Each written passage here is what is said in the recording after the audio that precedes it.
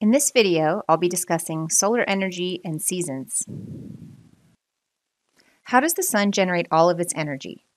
To generate enormous energy, you need matter, and a lot of it. The sun captured about 99.9% of the matter from the original solar nebula. All the planets, their satellites, asteroids, comets, and debris are made up of the remaining 0.1%. In our entire solar system, the sun is the only object having the enormous mass needed to sustain a nuclear reaction in its core and produce radiant energy. The huge mass of the sun produces tremendous pressure and high temperatures deep in its dense interior. Here, the sun's abundant hydrogen atoms are forced together and enormous quantities of energy are liberated in the process of fusion. The sun converts 4.26 million metric tons of mass to heat and light every second. In addition to light and heat, the sun constantly emits clouds of electrically charged particles. This stream of solar wind travels at about 50 million kilometers or 31 million miles a day, taking approximately 3 days to reach the Earth. We see in the slide images of sunspots that were recorded in 2000 and 2009 on the sun. Sunspots are caused by magnetic storms on the sun. The number of sunspots is related to the level of activity of the sun. The size of these sunspots and solar eruptions can vary, but as you can see in the slide, they are very large when you compare them to the size of the Earth. The eruption in the slide was about 20 times the diameter of Earth. These eruptions produce flares and outbursts of charged material referred to as coronal mass ejections. These can affect radio and satellite communications. So why don't they just burn up the Earth if they're happening all the time? The charged particles of the solar wind first interact with the magnetosphere, Earth's magnetic field, as they approach Earth. The magnetosphere is generated by the motions of Earth's molten iron outer core. The magnetosphere deflects the solar wind toward both of Earth's poles so that only a small portion of it enters the upper atmosphere. This interaction of solar wind and the upper layers of Earth's atmosphere produces the remarkable auroras that occur toward the poles. They appear as folded sheets of green, yellow, blue, and red light that ripple across the skies of higher latitudes, especially poleward of 50 degrees.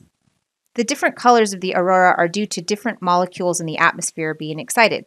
Oxygen produces green or brownish red light, and nitrogen produces blue or red light.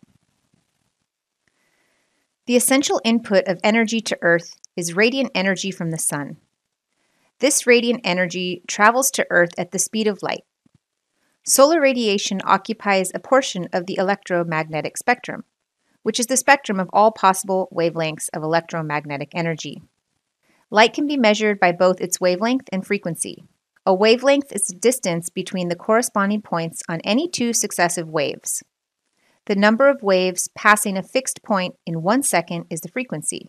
Thus, the shorter the wavelength, the higher the frequency. All objects radiate energy in wavelengths related to their surface temperatures. A hotter object emits more energy with shorter wavelengths than a cooler object. This holds true for the sun and Earth. The hotter sun radiates shorter wavelength energy than the Earth. Solar radiation arriving at Earth's atmosphere and surface is insolation. This comes from the words incoming, solar, radiation. Less than half of the insolation that passes through the top of the atmosphere reaches the surface. The rest is reflected, scattered, and absorbed by the atmosphere. Because Earth's surface is curved, the angle of incoming sunlight is different at each latitude. Differences in the angle of sunlight by latitude result in an uneven distribution of insolation and heating. The sun is directly over the subsolar point. That's the only location that receives direct sunlight, meaning rays of sunlight that strike the surface vertically at a 90-degree angle. The subsolar point moves back and forth between the Tropic of Cancer, which is 23.5 degrees north, to the Tropic of Capricorn at 23.5 degrees south during the year. All other places away from the subsolar point receive insolation at an angle less than 90 degrees and receive less concentrated energy. The difference between incoming shortwave and outgoing longwave radiation is called net radiation. The pattern of net radiation changes with latitude. Satellites measured shortwave and longwave flows of energy at the top of the atmosphere to produce the map that we see on the slide. This shows a latitudinal imbalance in net radiation. The tropics are a region of positive net radiation values, and the poles are regions of negative values. In middle and high latitudes, north and south of about 36 degrees, net radiation is negative.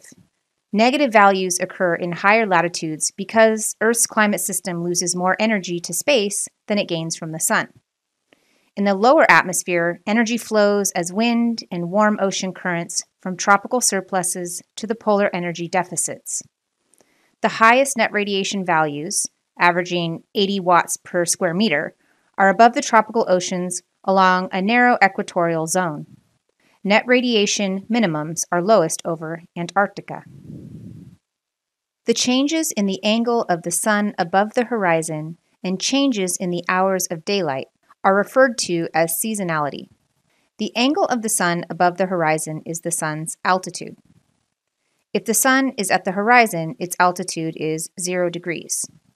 If the sun is halfway between the horizon and directly overhead, it is at 45 degrees altitude. If the sun is directly overhead, it is at 90 degrees altitude. The sun is directly overhead only at the subsolar point, where insolation is at a maximum. The sun's declination is the latitude of the subsolar point. Earth travels at an average speed of 66,660 miles per hour as it revolves around the sun. Earth orbits the sun every 365.24 days.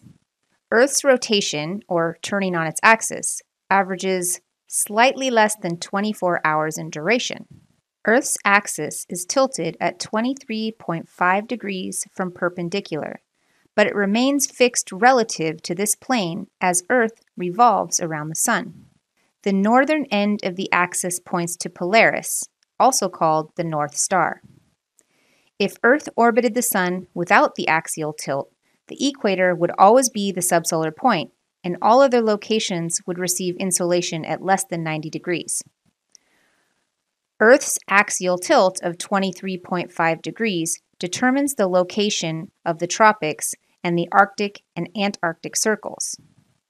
The tropics are located at 23.5 degrees away from the equator, north and south. The Arctic and Antarctic circles are located 23.5 degrees away from the poles, both north and south. Every location between the tropics receives sunlight at 90 degrees at some point during the year, while locations north of the Arctic Circle and south of the Antarctic Circle experience 24 hours of daylight and darkness at some point in the year. Throughout our annual journey around the sun, Earth's axis points to Polaris and always keeps the same tilt. Different latitudes receive sunlight at different angles on the same day. If Earth wasn't spherical, sunlight would shine on all locations at the same angle. During the annual cycle of the seasons on Earth, day length is the most obvious change for latitudes away from the equator. The extremes of day length occur on the solstices, in December and in June. The solstices occur when the subsolar point is at its position farthest north at the Tropic of Cancer or farthest south at the Tropic of Capricorn. During the December solstice, the subsolar point is the Tropic of Capricorn, and locations above the Arctic Circle experience a 24-hour day, and locations south of the Antarctic Circle a 24-hour night. These day lengths are reversed during the June solstice. The June solstice is when the subsolar point is in the Tropic of Cancer. In the northern hemisphere, the December solstice marks the beginning of winter and is called the winter solstice. The June solstice marks the beginning of summer and is called the summer solstice. In the southern hemisphere, the June solstice is the winter solstice, and the December solstice is the summer solstice. Between the solstices are the equinoxes. The equinoxes are when the subsolar point is directly over the equator and the day length is 12 hours at all latitudes on Earth. The September equinox marks the beginning of autumn in the Northern Hemisphere, and the March equinox marks the beginning of spring in the Northern Hemisphere. Okay, that's the end of the video for solar energy and seasons, and I'll see you in the next one.